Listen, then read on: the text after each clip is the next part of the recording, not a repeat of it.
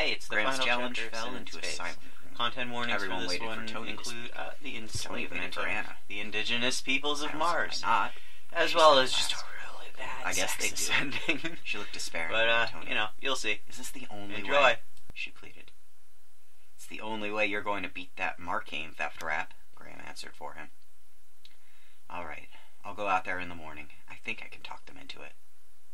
If you don't mind, Miss Willendorf, I'd rather it was right now. In 12 hours, your hotshot engineer here could probably build a brownie. I can try, she said, but I can't promise, not even for tomorrow. I only think I can talk one of them into coming here. I don't know how they'll feel about it. Graham grinned. That's about how I figured it, he said. Thanks, folks. It was a good show while it lasted. We're going, Tony said grimly, and we'll bring you back a brownie. Still not good enough, the writer said. If you go, I'll go with you. You mind if I'm just a little suspicious? It's 10 kilometers to the Rim Rocks, Tony told him. Most of it by half-track and the rest by stretcher for you. The hell with your humanitarian sentiments. It's your medical opinion, if any, that I want. You'll live. No danger of that. All right, the writer said. When do we start? Tony looked questioningly at Anna, who nodded. Right now, the doctor said, or any time you're ready. He opened a cabinet and fished out a patent syringe ampule. This should make it easier. He started to open the package. No thanks, Graham said. I want to see what I see, if anything. His eyes went swiftly from one face to another, studying them for reactions. If you can take it, I can, the doctor told him. But he dropped the package in his pocket before they left. In the rattling half-track, with Anna driving and Tony in the truck body beside Graham, the writer said through clenched teeth, God help you if you tell me the brownies aren't biting tonight. It's a damn fool notion anyway. You've been telling me brownies are born Earth people. Why aren't there any born on Earth? It's because of what the geneticists call a lethal gene. Polly and Jim, for instance. Each one of them had a certain lethal gene in their hereditary. Either of them could have married somebody without the lethal gene and had ordinary babies on Earth or on Mars, because the gene is recessive. On Earth, when Polly's lethal gene and Jim's lethal gene matched, it was fatal to their offspring. They never came to term. The gene produced a fetus, which couldn't survive the womb on Earth. I don't know what factors are involved in that failure, cosmic rays, the gravity, or what, but on Mars, the fetus comes to term and is a brownie. A brownie is a Martian. They don't just accept Mars air like an Earth man with Mars-worthy lungs. They can't stand Earth air, and they need a daily ration of Marcane to grow and live. That's who stole Brenner's Marcane. That's why they slipped Marcane into Polly Candro's food. They wanted her to pass it to Sonny in her milk. When we put Sonny on the bottle, they stole him so they could give him Marcane.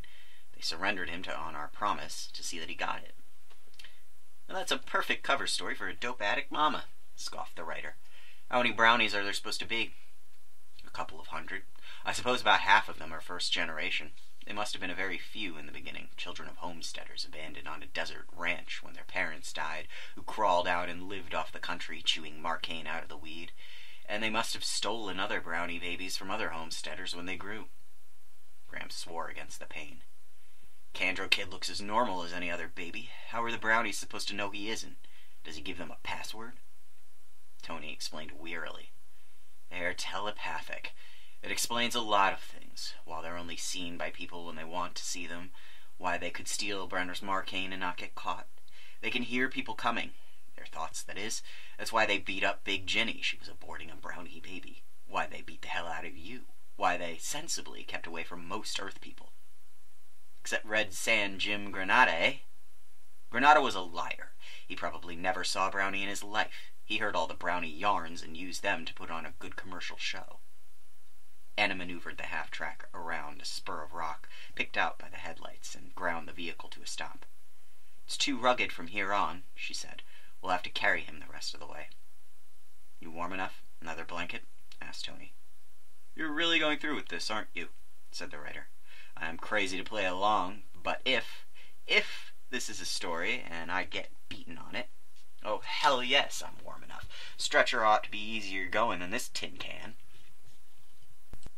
Anna led, with Graham swaying between them on a shoulder-suspended leader that left the bearer's hands free. The writer's weight was not much of a burden in this gravity.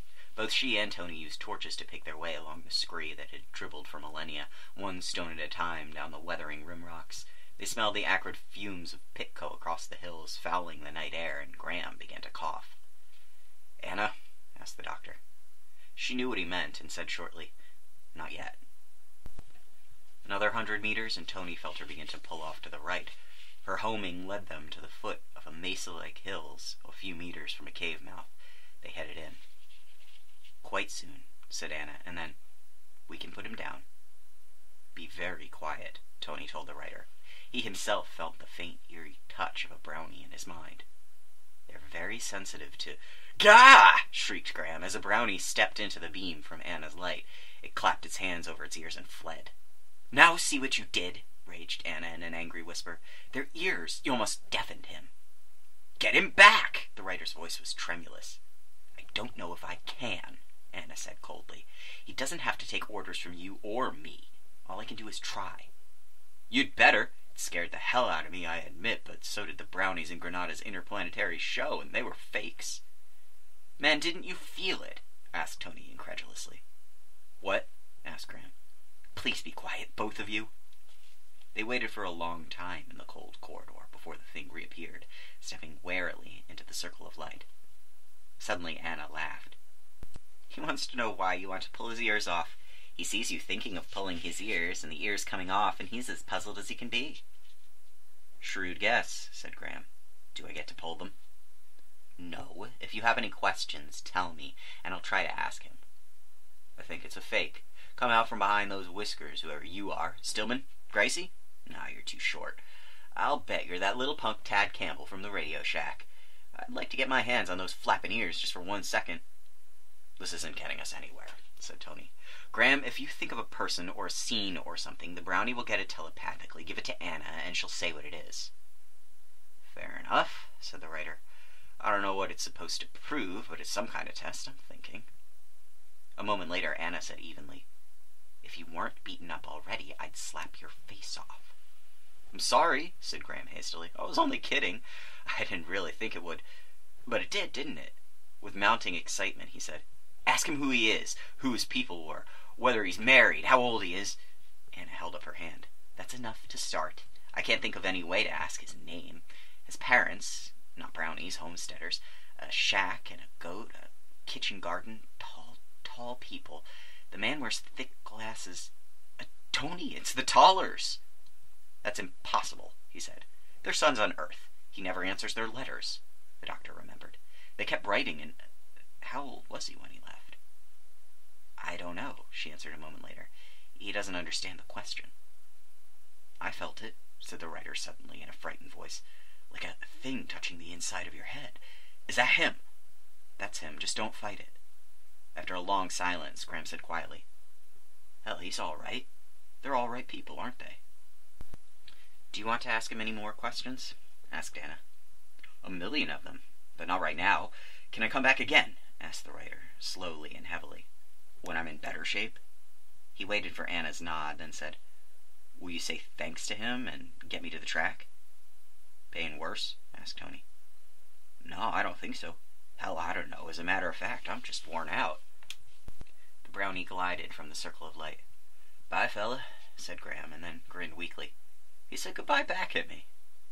Swaying between them on the litter on the way back to the track, the writer said at last, "Two systems beats. Eyewitness account of Drug King Brenner's death and the first factual eyewitness account of extraterrestrial intelligent life.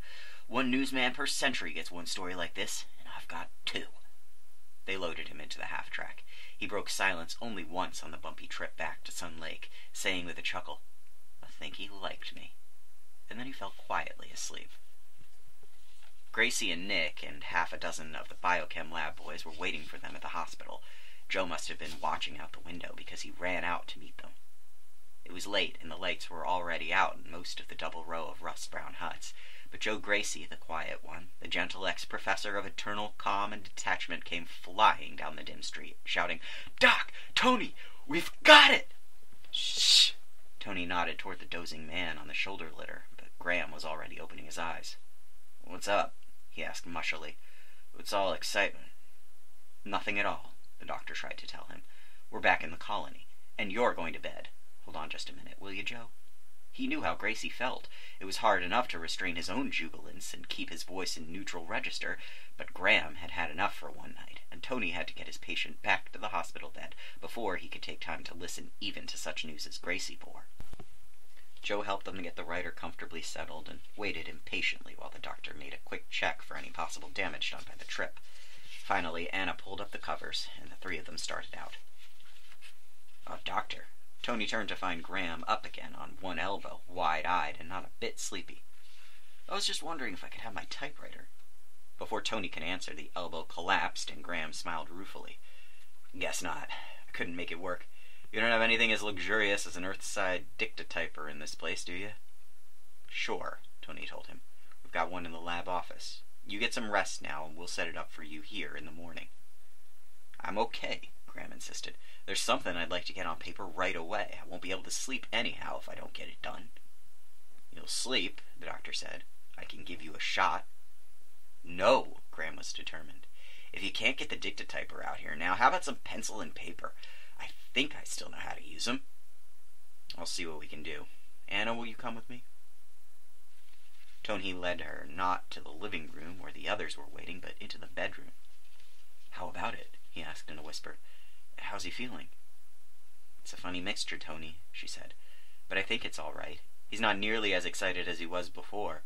He's eager but calm and, well, it's hard to express, but honest, too." "Right." He tightened his hand swiftly on her shoulder and smiled down at her small, earnest face. "Man could get used to this," he said. "How do you suppose I got along before I knew about you?" He strode into the living room and consulted briefly with Nick, after which two of the men from the biochem section tramped out to the lab and brought back the machine for Graham to use.